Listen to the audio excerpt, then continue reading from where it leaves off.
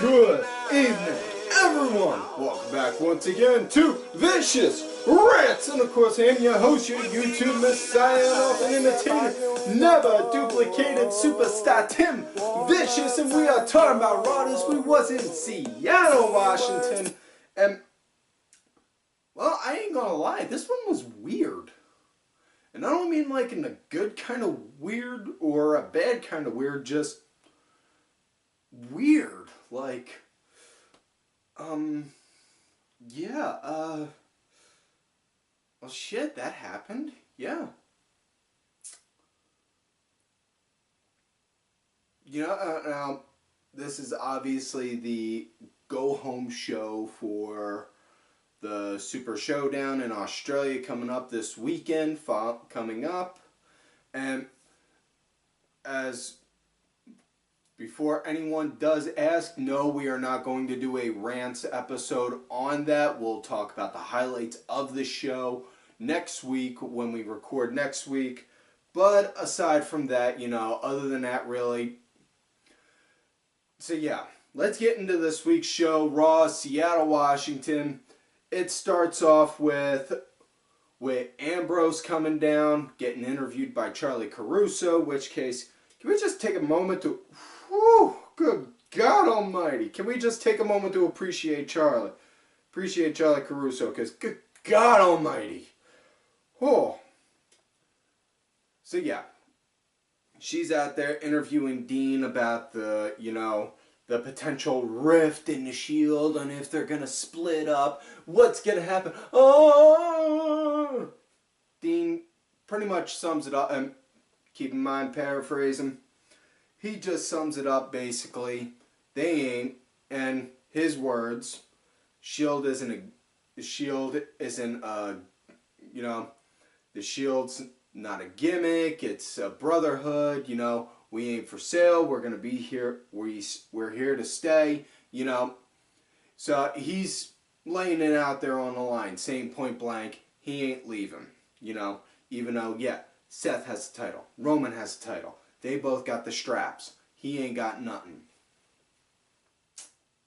Okay. And so, then they wind up. Corbin eventually comes out, starts grilling him about shit. Dean winds up ripping into him, saying on how he looks like, on how he's the world's tallest substitute teacher, which, honestly, I really thought Kane was, because useless information right here, folks. Glenn Jacobs, Kane, was a third grade teacher before he got into wrestling, and then politics. Your useless information for the day. Now, QMBC, the more you know, star swipe. We don't have the money to afford a star swipe, do we? Shit. Okay, moving forward. Corbin's out, them two go back and forth for a minute. You know, Corbin basically says, you know what, I'm going to give you a choice, Dean. Tonight, you can either go against Roman for the Universal title, which got a big pop. You can go against Rollins for the Intercontinental title, which again got a big pop, or you can go against Braun Strowman, which between the other two was honestly, personally, the weakest of the crowd reaction. I mean, it was a good crowd reaction. It was just, you know, 11, 9.9, you know, it just basically, and again, I'm not saying that it was bad, it's just it was a little lower because it was just like, yeah. I mean, I think if he would have led with Braun first and then give those options, that could have gone, that promo could have probably gone better, but oh well. Anyways, at the end of it, you know, to sum it up, Dean, he wound up saying a bunch of shit to Corbin, and Corbin said, you know what, I'm going to make the choice for you. You're going against Braun, and that's right now. So we wind up getting the opening match being Ambrose versus Strowman. Braun, very much so to his game, plays to the power game, starts working on him good. I gotta tell you though, I really like the chemistry between Ambrose and Braun Strowman in the ring. It was really good. And I've the last time I think I called Ambrose and Strowman in the ring together, and I mean, aside from the tag match at TLC, I think was that SummerSlam when it was Ambrose and Reigns and Jericho doing a 6-man tag against the Wyatts. Because I wound up again, because some fucking douche nozzle dirt sheet site, Wrestling News Source, tried hyping up saying, oh, it's confirmed Sting's going to be the third man. Sting is the third man for Roman and Ambrose's team. And then out came Chris Jericho, and once they got called out on it, it was like, so yeah, it was dead silent. Either way though, the chemistry with Ambrose and Strowman, really good. I really dug it. And the way Ambrose was going at him, it was more so not like in a wrestling sense. It was more so like, okay, all right, you know what? You want to go a few rounds, motherfucker? All right, let's go. 1, 2. And it was like he actually was going like 5 rounds with somebody in a garage. So it was decent in that sense. Like, Dean was more so coming off like, okay, yeah, not as a wrestler doing a brawling sense, more so as, fuck it, I'ma just go off like I'm in the streets kind of way. Now, match wound up coming to an end when, at one point, Ambrose, he did hit Dirty Deeds, yes, which was really impressive to see. But as the match progressed, Strowman, he wound up hitting the power slam on Dean, and then just as it looked like he was about to go and put more of an onslaught on him, next thing you know, Roman, he storms down, jumps in the ring, slugs Strowman, so it winds up going to a DQ in Strowman's favor, and then out comes Ziggler and McIntyre, and then out comes Seth, and then they clear the ring, and as Ziggler, McIntyre, and Strowman are up on the ramp, Shield's in the ring, Corbin comes out and says, whoa, we're not going to have this. No. Seth, you're going to have a match against Drew McIntyre later tonight. Roman, you're going to have a match against Dolph Ziggler, and that match is right now. So we go right from one match straight into another. Beautiful transition into one, by the way. It was nice to see something like that instead of just like, it ending that and then we get a backstage segment saying, oh yeah, I'll give you these 2 matches later tonight.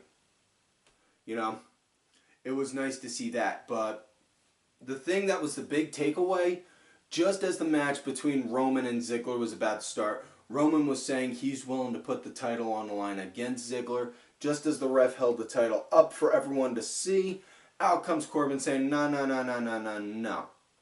You got a match coming up in Saudi Arabia at Crown Jewel, and you got to focus on that. Now, sidebar here, because that just made me think on something. A lot of people have been shitting about the fact that with the Super Showdown coming up, for the past few weeks, we haven't had any build-up for the women's pay-per-view, this, that, and the other. Just, okay, I understand your frustrations. However, listen to this point of reason. You don't have to agree, just listen. What if they're building up this one pay-per-view so that way they can get as many views as they can for this show, and then immediately after that, they do the very same thing for the next pay-per-view. Much like they do for everything else, because, okay, let's face facts. Royal Rumble, the winner of the Royal Rumble is going to go against the champ at WrestleMania. So we get that match. That match has been highlighted, much like with Evolution with Alexa Bliss and Trish Stratus. Now, next, so what, we should be expecting to see a shit ton of commercials for WrestleMania for that, in that sense, because we know Challenger A is fighting Champion B.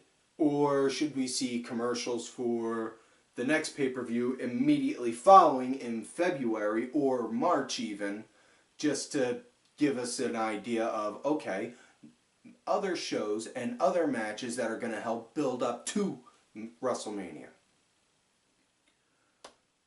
That's basically the mindset, you know. Build up to this show, and then immediately once that one's done, start putting everything you got into the next one. That's all I'm saying. So anyways, Roman, Ziggler, Roman puts, you know, Roman's willing to put the title on the line. Corbin comes out and says, no, your match against Ziggler is non-title. Seth's match against McIntyre is non-title. So, let me get this straight. The villainous heel authority figure is punishing his top champion by making him be in a non-title match when the champion is willing to defend the title.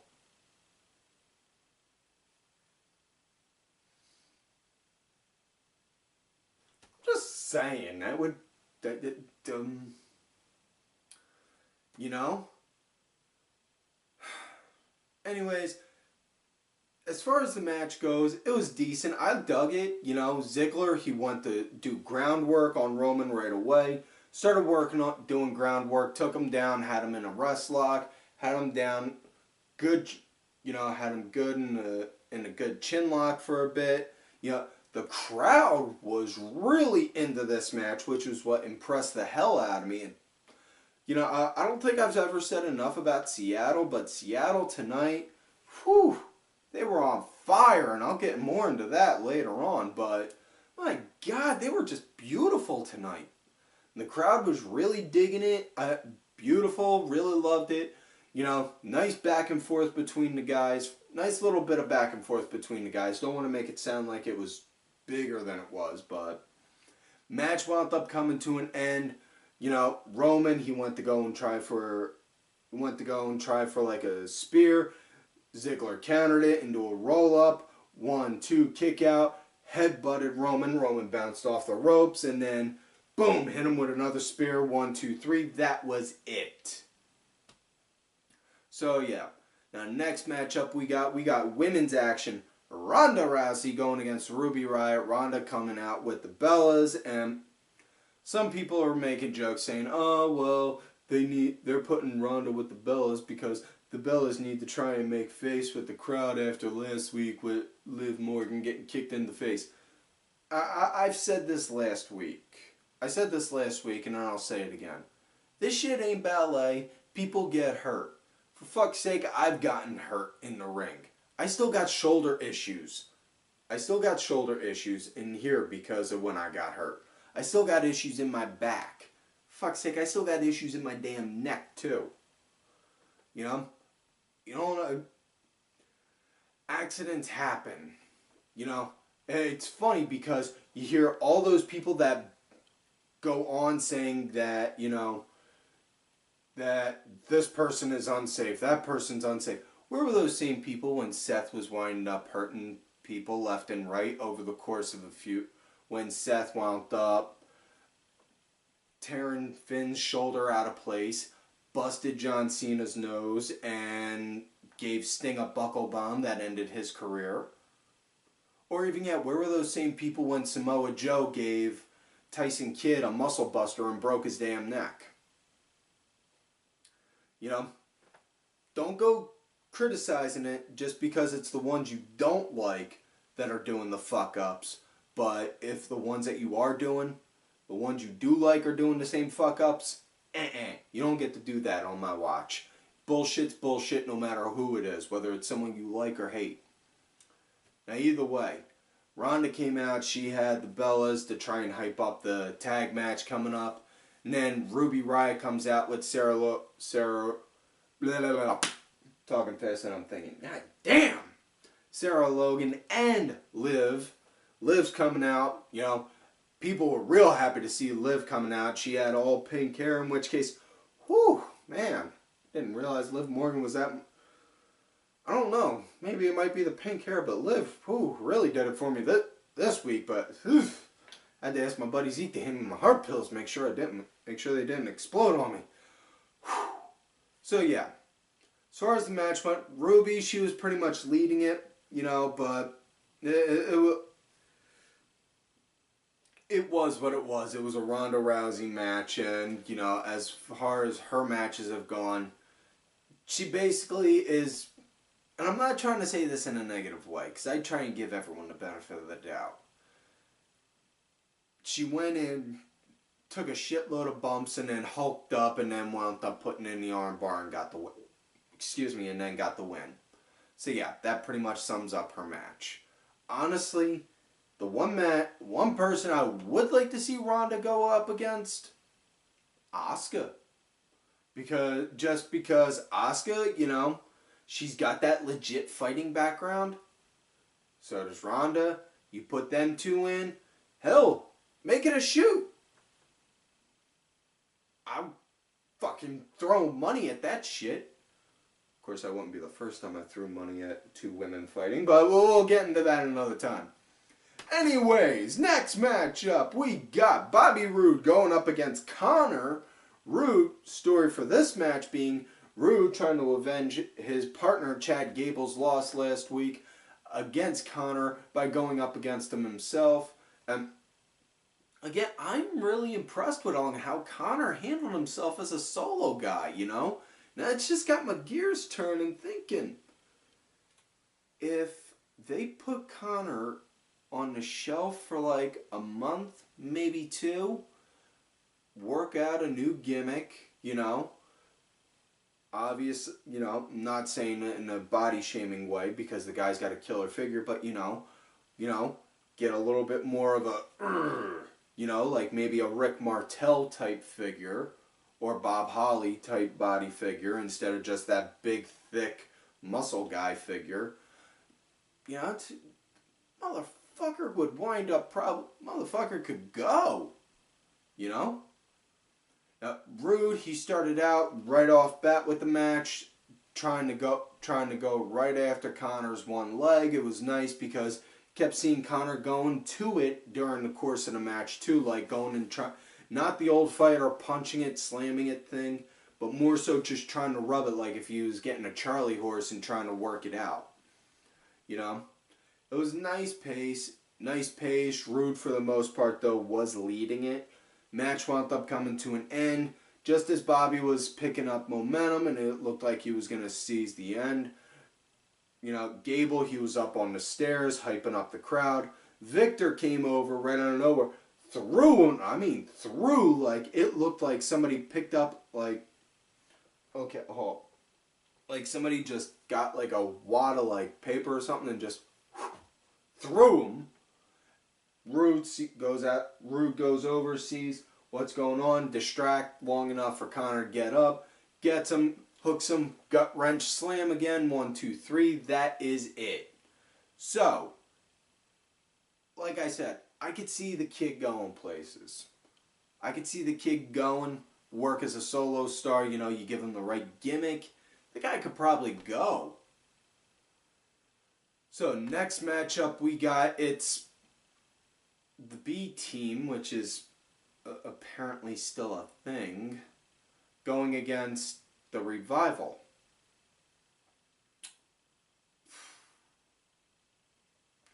The Revival, they were pretty much leading for this match, you know, right up until Bo Dallas got the hot tag. Once he did, he started working house. Match was really short, really sweet, and can't even say sweet. This would have been more so a piss break if it wasn't for the end. Bo got a win via the roll-up, and as the B team's up on the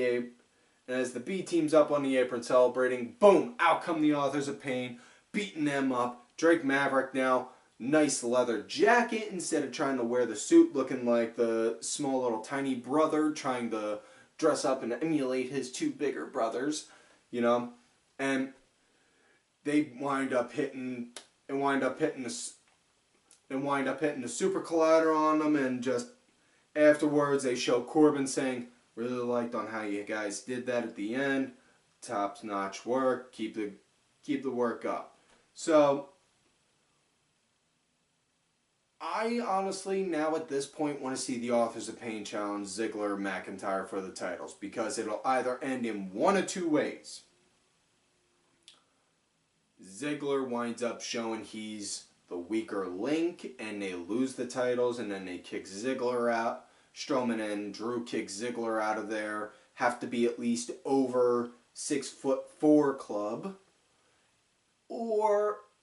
And the Authors of Pain win the titles, or it helps assert Ziggler and McIntyre as a dominant force, saying that, you know, hey, we took out these two big motherfuckers. If we could take them, we could take these guys out. Who else do you think we could do that to? Yeah. So next matchup now, we got Seth versus McIntyre. Seth starting out strong. Yeah, McIntyre started picking up the pace and started leading as the match went on. And these guys are always really good to see work together in the ring. I really dig the hell out of their shit, you know. It was always, you know, good to see. Now, build up before this match, Strowman, Ziggler, and McIntyre, they're talking, hype, you know, they're talking, and Braun's giving a pep talk saying, you know, you need to win tonight, Drew. Yeah, because we can't afford to have a weak link. Looking over at Dolph. Hinting that, you know, again, can't be in over the, you know, have to be in the over 6'4" club. And I'm not knocking on height, you know, I'm only 6'2" myself, so. But, either way, good match. I dug the hell out of it. Match came to an end. Seth, he was building momentum. Looked like he was going to go and get ready to line him up for the curb stomp that takes Drew down. Just as he does, Ziggler makes a run in. Seth hits Ziggler, gets ready to go and try and do a curb stomp to him. Misses. Ziggler rolls out the ring just as he turns around. McIntyre, boom! Hits him with a Claymore. 1, 2, 3. That is it. Then Dolph comes back in, starts pounding the shit out of him. And then out comes Roman, which then leads to Braun, and which then leads to Ambrose with an axe handle. And I'm just sitting there thinking, why just an axe handle? I mean, you could do like a Singapore cane or maybe a bat. But an axe handle? Just, I don't know, it doesn't seem right just having that, you know? Maybe it's just, I don't know. Maybe it's just me, maybe it's the environment I grew up in with street fighting and, you know, hardcore wrestling type style I grew up with. But, you know, I'm just thinking that. But either way, as that comes to an end, you know, just as it looks like Dean's building up, cleaning house, you know, he starts chasing after Drew, which then Braun, boom, catches him with a blindside, which, if you could believe a 7-footer was able to sneak up on somebody. Whew, that's impressive. But they all wind up, so all the Shield winds up being decimated at the end. So which pretty much is telling us at Super Showdown they're going to win. Honestly, I don't think they're gonna do a Dean Ambrose heel turn and break the Shield up. It's just, it doesn't make sense at this point. Where's the payoff for it? You know?